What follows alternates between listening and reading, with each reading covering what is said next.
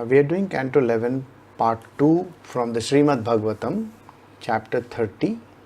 The chapter is called The Disappearance of the Yadu Dynasty. So we had completed till verse 14, so now we will start from verse 15 onwards.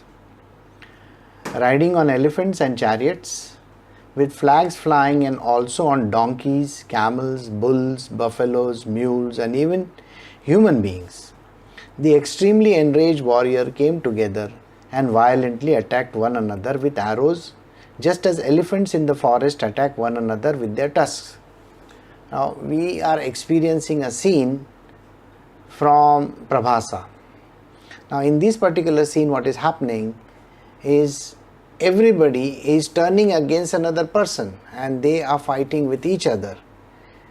The chapter is called The Disappearance of the Yadu Dynasty. The Yadu Dynasty is the dynasty from where Sri Krishna was born. He was a Yadava. Now, everybody over there is turning against each other. You see, when a person is intoxicated by liquor and then he has something in his mind which is not going to be resolved, he always turns towards anger and fight. And this is exactly what happened. And everybody was turning against each other. They were fighting with each other, flags were flying, donkeys, camels, all kinds of animals were also involved in the fight. And there was a very big battle going on. Their mutual enmity aroused. Pradyumna fought fiercely against Samba, Akrura against Kunti Bhoja, Aniruddha against Satyaki, Subhadra against Sangamrit, Sumitra against Suratha, and two Gadas against each other. This is exactly what happens with us also. One brother fights against another brother. You see, the idea is that everybody harbors an enmity against each other, even though they are brothers and sisters, even though they are parents and children. And this is a part and parcel of everybody's life. Take the case of the biggest family, the smallest unit also. There is always evil designs over there, but we think that family is the greatest thing. Our idea that the family is putting together all of us in harmony, whereas everybody is harboring ill against the other person. So you can see over here, Pradyumna is fighting against Samba. It is brother against brother, one brother against another brother, Akrura against Kunti Bhoja. Why is this happening? There was a mutual enmity. The enmity stems right from childhood. The moment you are born, the enmity is born with you. Human beings are envious of each other. They do not like the other person. But we are hypocrites of the highest order. We like to say, oh, I am very nice to you, you are very nice to me. We will hug each other. In a family, this is what happens. The parents will hug the child and say, you are such a nice, sweet child of mine. In their mind they are saying, but you don't listen to me. You see, the whole point of this conversation is, why can you not listen to me? I am telling you, you should have married in our family, you should have done this, you should have done that. There are too many things going on. Or, why are you against this person? Why are you talking like this? Why is this happening? And you know that enmity, that kind of evil design is there within every human being. There isn't a single human being on the planet Earth who can say, oh, my brother, my sibling is the greatest, my sister is the greatest. Nobody will say that. If they are saying it, it is hypocrisy. There is always something, oh, she has got better than me. He has taken away the property. He has done this. Money. The enmity is about money, family, relationships, you name it. It may be the stupidest thing, that the nephew has got something more. One nephew has got something more than the other nephew. And there you got it. So this is what happened. and they were fighting against each other over very, very silly and stupid issues. Others such as Nishita, Ulmuka, Sahasrajit, Satyajit and Bhanu confronted and killed one another, being blinded by intoxication and thus completely bewildered by Lord Mukunda himself. This is the design. The design is very simply one killing the other person. Like I said, I will explain this concept to you, what exactly happens. Completely abandoning their natural friendship and members of the various Yadu clans. Dasaras, Vrishnis, Andakas, Bhojas, Satvatas, Madhus, Arbudas, Mathuras, Surasena, Visarjanas, Kukuras and Kuntis all slaughtered one another. It's a free for all. You see, when something like this happens, even in a public venue, you know exactly how there are two sides to it. And these two sides will always turn against each other. You will have to take a side. If you are a part of that group, you will take a side. You will say, I am with this person, and the other person will say, I am with that person. And then there is definitely going to be fight. Imagine you have lived their life together with each other, the entire lifetime. But when anger strikes you, when you are under the influence of liquor, you don't remember anything. The headiness destroys everything, everything. We say that truth comes out when a person is drunk. Isn't that what people say? Okay, when somebody is drunk, the truth will come out. What kind of truth are we talking about? This truth is the most meanest thing on earth. Truth means the divine truth, and divine truth is never found over there. What comes out is evil. This person did like this, that person did like that. I want to show you, I want to show that person. Isn't that what happens? Just imagine a husband and wife also, when they get married. They have got married so that they can live in harmony. But when something happens, what do? When there is a very silly issue, and that issue sparks a battle, and finally it ends up in a divorce, finally it ends up in murdering each other, and so many bad things happen. Now it is written over here, thus completely bewildered by Lord Mukunda himself. Lord Mukunda is Krishna. Why would Krishna want to bewilder anybody? Think about it.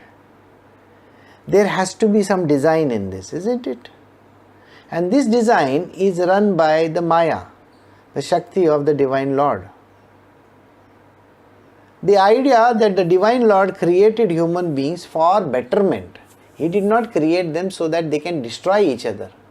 And now think about it, isn't that the reason why in the first Yuga, in the Krita Yuga, everybody was given divine life? There was no evil there. There was nothing wrong there. Everybody was good. And things were going on smoothly. But then human beings don't like things going very smoothly. They always have to go and tweak something somewhere. You know, if everything goes very smoothly, do you think things will work? No. Human mind is such, it will find faults in everything. Even if you give them the greatest of the thing on planet Earth, let us say you have got the best place to stay. You have got a beautiful house, you are living in the valley, you have got water, electricity, everything over there. You have got big cars, you have got a parking garage, you have got everything. You know, in California, they have millions of dollars which they spend on their mansions. How many days do people live over there? Think about it. They spend money in Mumbai and in various other big places in this world, in London, New York. There are big apartments that a person buys, big palatial mansion-like things. How much time do they stay over there? No, not at all. They're finding faults with that. Then they have to find a new place, then a new place, then a new place. Why do they accumulate so many properties? Why do all the rich people accumulate so many properties? They have a property in Switzerland. They will say, oh, that is for my holiday. And then what happens? It's very cold over there. So in summer I go somewhere else, In summer I go there and in winter I go somewhere else. We are never happy with what we have. We are always searching for something better. But is there anything better out there? The better is in your mind only, isn't it? How you experience the today is very, very important. It is not important that we have to experience tomorrow. Tomorrow is not good. You see, we always think tomorrow is going to be better. How do you know that? Why are you not experiencing the today nicely? So here, these brothers and relatives are fighting with each other. And all this is Maya's creation, completely abandoning their natural friendship. The members of the various Yadu clans, these are the Yadu clans. These are the clans which come together. You see, in a family we have so many family members, They belong to different lineages, You have grandfather's brother. Now he may have his wife. So your grandmother's sisters. How many clans are together? Lots of clans.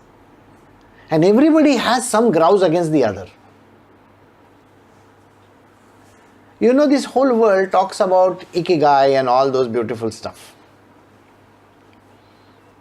And yesterday there was one great study conducted by a great university which said, among the top 3 things, it said, family life is the best. When you have such kind of members in the family, I don't know how you say family life is the best. The best is to stay alone. But then the question will arise, you see, people will always have this thing in the mind, If you are alone, who is going to take care of you? You got the point? If you fall sick, if you fall down, something happens to you, who is going to take care of you? Well, the Lord has designed His plan in such a way that He has already put somebody in place. And if you were to go through a torturous life, then that is also planned. So even if you have a relative with you, that might also be a plan. Who knows? Husbands and wives, parents and children, they have this great idea. Who is going to take care of you? Who will look after you when you fall sick? Who is going to, all kinds of nonsense. I want you to think very carefully. If you think you have your parents or your wife or your husband, are they actually going to take care of you? Have you not seen when something actually goes wrong, the person runs away from there? Let us say there is somebody has got hurt badly. There is blood flowing all over the place. And that person runs away from there. The other person who is supporting will run away from there. I am afraid to see blood. I don't want to go into that operation theatre because you see, if I see blood, I'll faint over there. Nobody cares. Nobody cares. And this hard fact cannot be understood. Today, there are some great families which are there out there. Do you think they are friends? They are brothers against brothers, parents against children. Whether it is a political family or whosoever, everybody is against each other. So please remember this. The natural friendship that is there between people doesn't last in adversities, in very adverse circumstances. People fight with each other. They just have a little more extra to drink and then things go haywire. That means life is so frivolous, isn't it? Relationships thus bewildered, Sons fought with fathers, brothers with brothers, nephews with paternal and maternal uncles, and grandson with grandfather. Friends fought with friends, and well-wishers with well-wishers. In this way, intimate friends and relatives all killed one another. Everybody killed one another. The question which may arise in your mind then who is good? If you are denying all this, if this holy book itself is saying these words, this is the holy book, please remember this. We cannot discount the truth in the holy book. And the holy book is telling you absolute truth. That is the premise you are supposed to start with. You know that, no? You cannot dispute that it is wrong. You have to say that it is right and then try to prove it right. Here, the atheist and other people will try to prove it wrong and they will say, no, these words are wrong. Fathers and sons are not against each other. Brothers are not against brothers. Can you say that words? You cannot say these words. The brothers are against brothers. Brothers are against sisters, sisters are against sisters, sisters are against brothers. Everything works like this only. The world has been created like that. And you cannot say that this is not the truth. It is the truth. If one sister gets more than the other one, there is jealousy over there. And one is willing to kill another one. For what reason? No reason at all. Just for that stupid stuff. So, I asked you the question, then where is the truth? Where does this happiness lie? The important part is, you are the self. You are the self. The self is alone. Self is God. Being alone with the self, being united with the divine, you are blissful itself. You don't need any other person. You see, even in motivational speeches, please remember this, you are your greatest friend and you are your greatest enemy also. Some person you will say, no, nobody is motivating me. Why do you require motivation from anywhere? Motivate yourself. Get out of that rut of yours. You alone can change the world. I don't think Buddha required any assistance. Right? Buddha required assistance? No. Jesus required assistance? No. Yeah, they did sacrifices. That is the truth. Think about the other people. Nobody requires assistance. Ramakrishna Paramahansa also never required assistance. In this world, you alone are capable of everything. Don't think you are not. And this capability stems from the reason that there is God within you. There is divinity within you. Just allow the divinity to shine. Not the evil aspect of it. Everybody has evil. Just now, did I not tell you? One person has evil designs against the other. Brothers are against brothers. Sisters are against sisters. Paternal, maternal uncles against each other. Grandfathers against grandsons. Friends against friends, all this is natural, it's natural. But the self is not against the self. You are the self. Remember, you are the self and you are full of yourself. Not that egoistic self, but the divine self. When all their bows have been broken and the arrows and the other missiles spent, they seized the tall stalks of cane with their bare hands. They were wading in the waters over there, if you recollect, in Prabhasa. It's a lake. So what they did, they took out the reeds, the long stems, and now they are going to fight with each other with that. As soon as they took these cane stalks in their fist, the stalks changed into iron rods as hard as thunderbolts. With these weapons, the warriors began attacking one another again and again. And when Lord Krishna tried to stop them, they attacked him as well. On the previous verse it is written that it is by Krishna's design, Mukunda's design. No, it is Maya's design. Please remember, Maya is not Mukunda. Mukunda and Maya, though are the same, but Maya is different. Here Krishna is trying to save them. He says, don't fight with each other. He's brought them over there so that they can talk to each other, sort out their issues and so on and so forth. In their confused state, O king, they also mistook Lord Balrama for an enemy.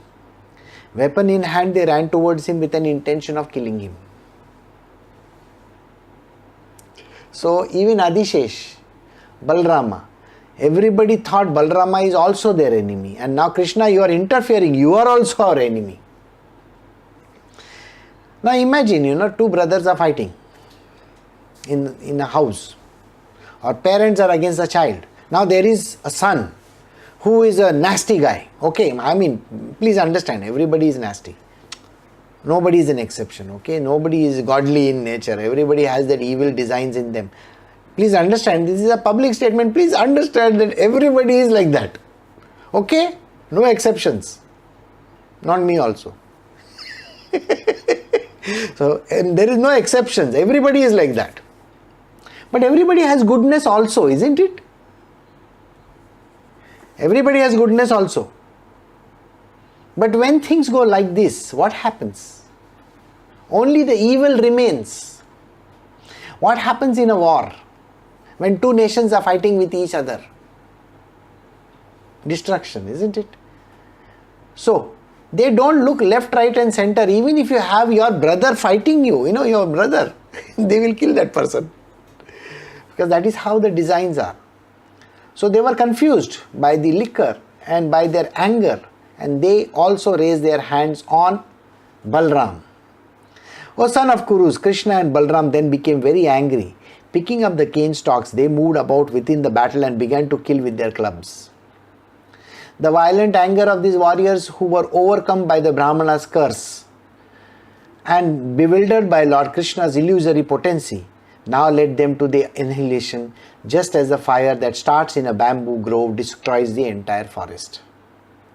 So Krishna also joined the fray. He also took up the reed and he also started fighting with others. Now in this, please remember, we always think like this. He is a divine Lord. He is not supposed to get angry.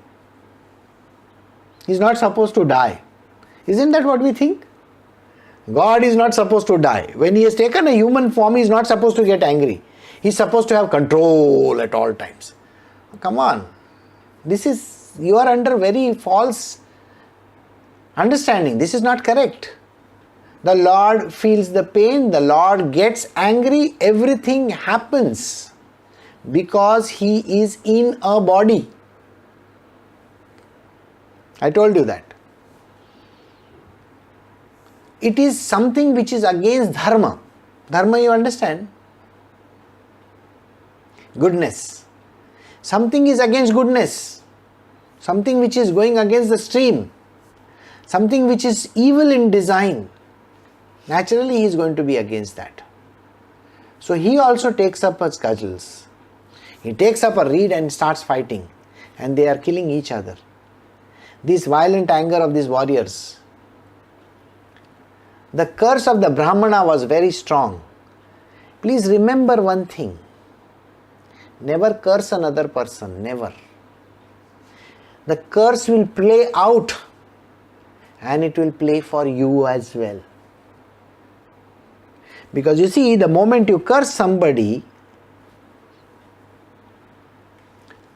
that person will have to be born and you will have to experience the same thing in your next life. It's a karma. So it's a back and forth reaction. So you don't curse anybody. Don't say anything bad against another person. Never say evil.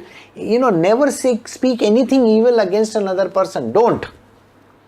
Refrain. Refrain from talking against another person. Do not speak. Because the curse can work out. Your words can come true. And then if they come true, you have created a karma which you have to repay, come whatever may. You may be born in Yadu family, you may be born as Krishna's son. It does not matter. Please remember this. And the same is true for Krishna as well. When he takes birth, he has to go through his karmic actions of the body. The body is the one which has karma, not him. He is the self.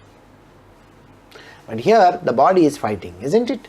So, when all the members of his own dynasty was thus destroyed, Lord Krishna thought to himself that at last the burden of the earth has been removed. Now when all this thing was happening, people died in very large number. And Krishna says, yes, now the burden of the earth has been removed. All the evil that was there, connected to the family members and people, related, friends, this, that, everybody died. So he just felt one with the divine. Now what happens, you see this. Even Adishesh, which is Balrama, Lord Balrama then sat down on the shore of the ocean and fixed himself in meditation upon the Supreme Personality of Godhead. Merging himself within himself, he gave up the mortal world. Now see, what is it I told you just a few 10 minutes back? Who is your greatest friend? The self. This is written over here. That Lord Balrama, who had killed so many people before this, what did he do?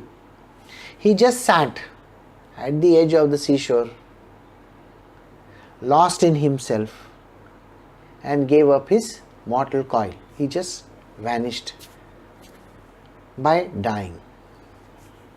He gave up his mortal world. Lord Krishna, the son of Devaki, having seen the departure of Lord Rama, that is Balrama, sat down silently on the ground under a near pipala tree. So Krishna, he sees his brother dying in a similar manner. What does he do? He just sits down near a pipala tree over there. Now he is going to await his death. The Lord was exhibiting his brilliantly effulgent four-armed form. The first time after Bhagavad Gita, Krishna was sitting under the pipala tree in his original form, the Vishnu form, the four-arm form.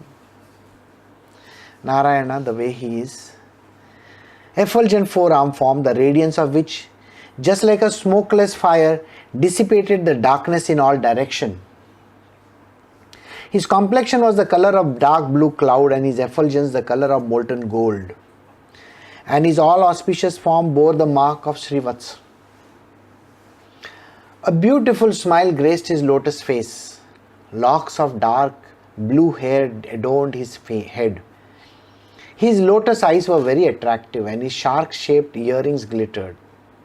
He wore a pair of silken garments, an ornamental belt, a sacred thread, bracelets and arm ornaments. Along with the helmet, the kaustubh, jewel, necklaces, anklets and other royal emblems. Encircling his body were flower garlands and his personal weapons in the embodied form.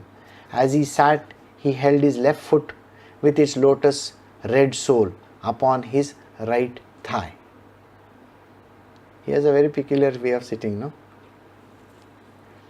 So he sat down in a particular manner. And this effulgent form that is there is not the Krishna that was fighting. Not the Krishna that was fighting. It is a divine form because it's a four-arm form. He had everything adorning his body. The face, to the earrings, to his ringlets, curly hair he had a little bit, to the kaustubh jewel, to everything literally, his ornaments, his garments, his beautiful flower garlands, everything. Now I want you to think very carefully. He has just fought like a crazy person over there. How can he have this kind of a thing? So the form that was there was a divine form. Now take this verse and visualize in your mind how Krishna is, how he looks like. This verse actually tells you how Krishna is. He looks exactly like that. and the way he sits. If you can visualize that in your mind's eye, you will understand the beauty of this entire divine creation. That is this four-arm form. You know why I said it's a creation? It is because at the end of the day, the Supreme Divine Consciousness has created a body for himself. And this is the purest form of the body that can be there. Just then a hunter named Jara, who had approached the place, mistook the Lord's foot for a deer's face. Thinking he had found his prey, Jara pierced the foot with his arrow, which he had fashioned from the remaining iron fragments of Samba's club. Samba's club is a story which goes back in time. Correct? This is a story I have repeated hundreds of times. For your sake, I will repeat it once again. Once upon a time, Durvasa Muni with along other Munis had come to visit Dwarka. At that point in time, Samba, the third wife's son, Jambavati's son is Samba. Now Jambavati, if you recollect, is the girl from the previous life, as Ram. So Jambavati's son Samba was playing with all his other friends, and he was enacting a pregnant woman's role. Suddenly when Durvasa Muni comes in front of him, now they are carrying a pestle. Pestle means, you remember, when children take some kind of a thing to fight each other, and they create all these kind of situations. So he was carrying that. It was an iron pestle. So when Durvasa Muni asked him the question, where can I meet Krishna? So all his friends and Samba, they said, can you not see this woman is pregnant? She is having pains. He had stuck the pestle in his pocket and they had created a tummy kind of a thing. So Durvasa Muni, who is always used to, having anger sitting at the tip of his nose, said, you don't want to tell me this? Okay, this pestle will be the cause of the destruction of your entire clan. This pestle was then taken by Krishna and other members, made into small bits because of that curse, and then thrown somewhere far away. So it was in this Prabhasa, and this pestle became the reeds. Okay. Now, one of those parts of the pestle was lying in the water, which was eaten by a fish. Jara is the person who was fishing in that place. He found the fish, and when he cut open the fish, he found the tiny bit of metal inside. The metal was very sharp, so he fashioned it into a point of an arrow. And that is the arrow which pierced Krishna. So did you get the whole story? So it all culminated like this. So it is always better never to utter any bad words. Try to say good words only, isn't it? You need to show your goodness.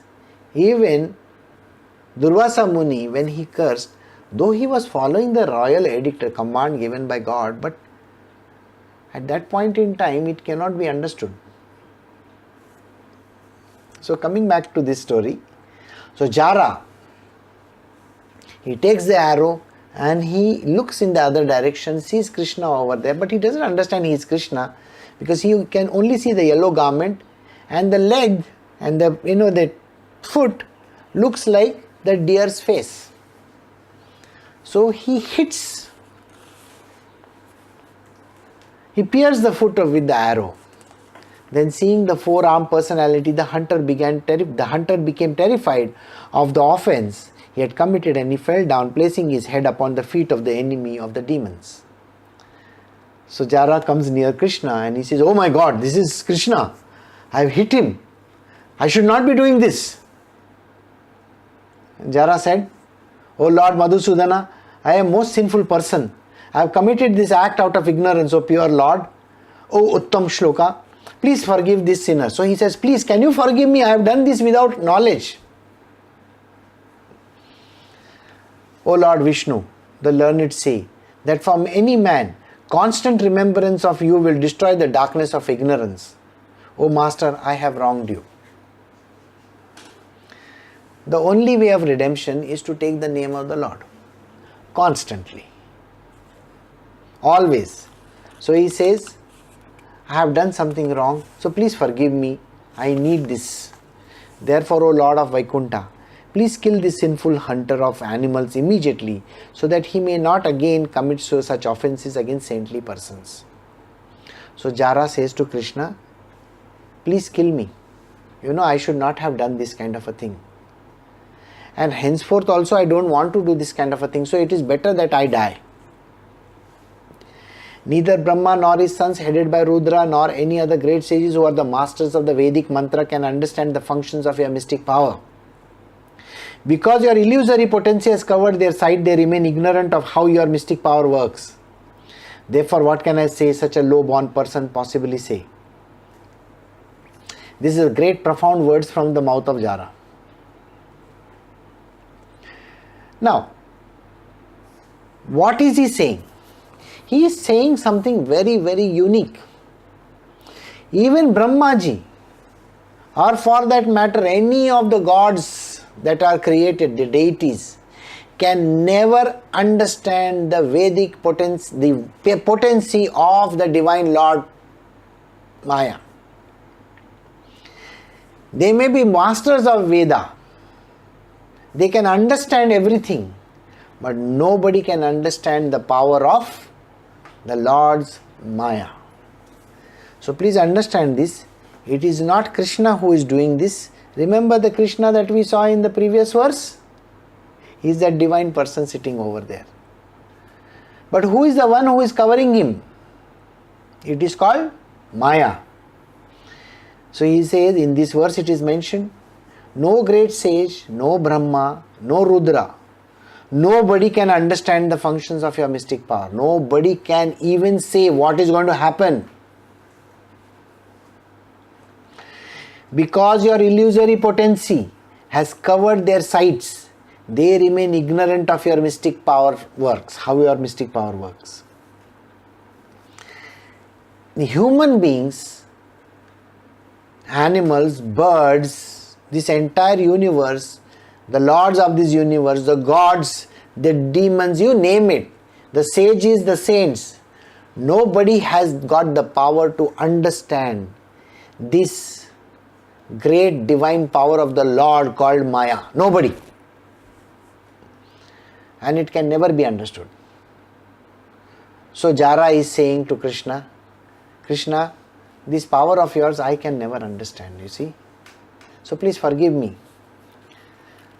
I am a low-born person. What can I say about this power of yours? Why is he saying the power of yours? Because it's the power of the divine Lord only which made him shoot that arrow into his foot, isn't it? The Supreme Personality of Godhead said, my dear Jara, do not fear, please get up. What has been done is actually my own desire. With my permission, now go to the abode of the pious, the spiritual world. So Krishna picks him up and says, don't worry Jara, I only wanted you to kill me and you have done this. So I am using you to do this work for me.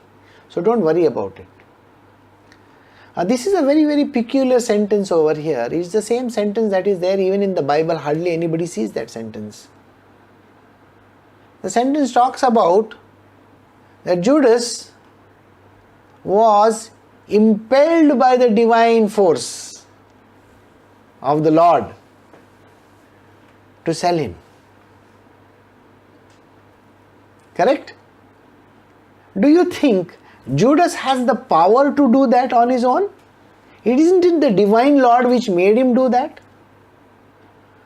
Many a times people mistake this for something that happens in their own world. People say, I am doing evil because God made me do this. No. It is not like that. This is a design. Jara is a design. Human beings are not a design that way. They are run by their karma. There is a very big difference there. Their karma is designing their life. It is the karma which makes a person go through hell. And who is working over there? The divine potency of the Lord only. Maya is working, not the Lord. He is not interested in all these things. At that time, so instructed by the Supreme Lord Krishna, who assumes his transcendental body by his own will, the hunter circumambulated the Lord 3 times and bowed down to him. Then the hunter departed in an airplane that was appeared just to carry him to the spiritual sky. So the hunter has finished his job and Jara is now going away to the divine place. He has finished his role. Everybody plays a role, you know that, no? Everybody is playing different roles. We are all here to play roles. And when the role is finished, curtains for you, so you have to go away. At that time, Daruka was searching for the master, Krishna. As he neared the place where the Lord was sitting, he perceived the aroma of tulsi flowers and in breeze and went in that direction. Wherever the divine Lord is, wherever, you will always find this beautiful fragrance around him. The fragrance of the tulsi, the fragrance of chandan, the fragrance of the kadamba trees is always around him. The parijata, these are the flowers and these are the trees, these are the fragrances that follow Krishna all over the place. At that time Daruka was searching. Daruka is his, Sarathi. He is searching for Krishna. So what he does? He goes near the place where this scent is wafting of the tulsi leaves. So he goes in that direction. Upon seeing Lord Krishna resting at the foot of a banyan tree surrounded by his shining weapons, Daruka could not control the affection he felt for his heart. His eyes filled with tears as he rushed down to the chariot and fell at the Lord's feet. Daruka also comes near that place. He sees the Lord is hurt over there and he comes near him. Daruka said, just as on a motionless night, moonless night, people are merged into darkness and cannot find their way. Now that I have lost sight of your lotus feet, O Lord, I have lost my vision and am wandering blindly in darkness. I cannot tell my directions, nor can I find any peace. The Lord is dying. The arrow has hit his feet and he is about to give up his life. The next chapter is on that. So Daruka comes near him. Daruka is his charioteer, Sarathi, charioteer, somebody who rides his chariot, okay? So he comes near him, looks at the feet of the Lord and says, I have lost my vision because the Lord is dying. Sukdev Goswami continued, O foremost of kings, while the chariot driver was still speaking, before his very eyes the Lord's chariot rose into the sky along with its horses and its flag, which was marked with the emblem of Garuda. All the divine weapons of Vishnu rose and followed the chariot. The Lord, Janardana, then spoke to his chariot driver, who was most astonished to see all this. There is a scene enacted over here that the chariot rises into the air. Okay? And when the chariot rises into the air, what happens? All the weapons and the divine Lord is there standing in this great chariot. And he is speaking to his charioteer. O driver, go to Dwarka and tell our family members how the loved ones destroyed one another. Also tell them of the disappearance of Lord Shankarsana and of my present condition. So Krishna is telling Daruka. See, Daruka is seeing that chariot from above. You understand, there are two chariots, one here and one here. One which is coming from above, which is the divine Lord is it. And here Daruka has come with his chariot. So Krishna, who is lying there on the ground, you remember he was sitting there with that feet like that and all that. So he is telling Daruka these words. He says, please go to Dwarka and tell everybody over there what has happened. how everybody has killed each other, including Balrama.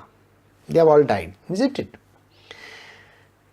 And the present condition of the Lord. You and your relatives should not remain in Dwarka, the capital of the Yadus, because once I have abandoned the city, it will be inundated by the ocean. So what he says, go to your family, tell them about this, and then run away from there. Go, don't stay. Nobody should stay in Dwarka after this. The city is going to go under water. The ocean is going to gobble it up. Right? You should all take your own families together with my parents, and under Arjuna's protection go to Indraprasth. So he says, you take the people who are remaining in the family, that is all the wives and all that. Remember all that? So those who are remaining back in Dwarka, please tell all of them to pack all their belongings and start the journey towards Indraprasth. Indraprasth is Delhi, where today's Delhi is, that place is called Indraprasth. Who is there in Indraprasth? Okay, Yudhishthir is there, right? So Yudhishthir is there, the Pandavas are there. Please everybody go over there, shift to that place and stay over there. You Daruka should be firmly situated in devotion to me, remaining fixed in spiritual knowledge and unattached to material consideration. Understanding these pastimes to be a display of my illusory potency, you should remain peaceful. So don't get carried away by what you saw just now. That was my design, that was my plan. So don't cry, don't feel bad about the whole thing. Just go and do what I am telling you to do. Go back to the city, tell everybody what has happened, pack all your belongings and move to Indraprasth. Don't show that, that crying and stuff like that. He says, be the divine person, be devoted to me, okay? Remain in the spiritual world. What is the spiritual knowledge and unattached to material consideration? What exactly is this? It talks about a person to be in silence, contemplative, meditative, not bawl away to glory and say, oh my God, somebody is dead. Nobody. No, you are not supposed to. That is only a show. Silence is important. You have to understand the truth in these words. Thus ordered, Daruka circumambulated the Lord and offered obeisance unto him again and again. He placed Lord Krishna's lotus feet upon his head, and then with a sad heart went back to the city. So Daruka then goes back to the city. He doesn't stay over there. So this brings us to the end of chapter 30. It is called the Disappearance of the Yadu Dynasty. It's a very sad thing that everybody has died. The Lord is about to die. The next chapter will be the disappearance of Lord Sri Krishna, which we will do tomorrow. So we have come to the end of this chapter 30. So I will stop over here. I will see you all tomorrow. So take care. Have a very good day.